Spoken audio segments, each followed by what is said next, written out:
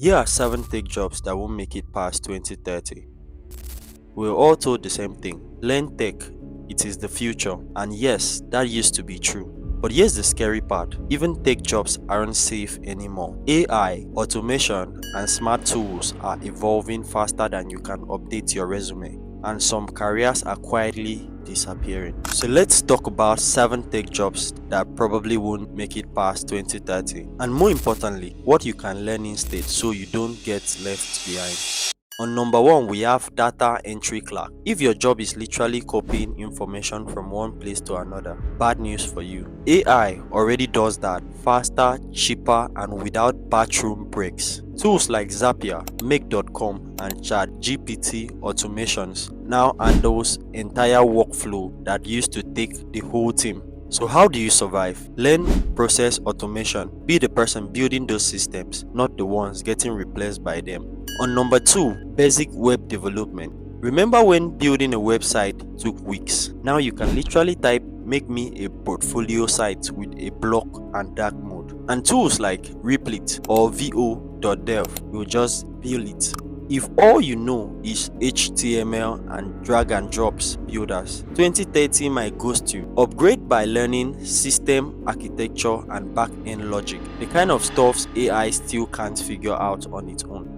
On number 3, we have IT support. You know those chatbots that say, "Hi, how can I help you today?" They are taking over. AI assistants can already reset password, fix Wi-Fi issues, and troubleshoot better than a tired intern at 2 a.m. If you want to stay safe, move towards cybersecurity or AI system monitoring. They still need humans to verify, secure, and make judgment calls. Number 4, QA testers. This way, the folks who used to manually check if code works. But now, AI testing tools can find, report, and even fix bugs automatically. One click and your entire app is tested across devices. You already know where that leaves you, right? To stay relevant, learn AI assisted development or UX testing. Focus on how real people actually use technology. And on number 5, we have graphic designers, entry level. Graphic designers, especially beginners. Remember when knowing Photoshop made you a design god? Well, not anymore. Canvas, Magic Studio, Midjourney, and Adobe Firefly can now create logos, posters, and art design in seconds from a single prompt. So if basic design is all you have got,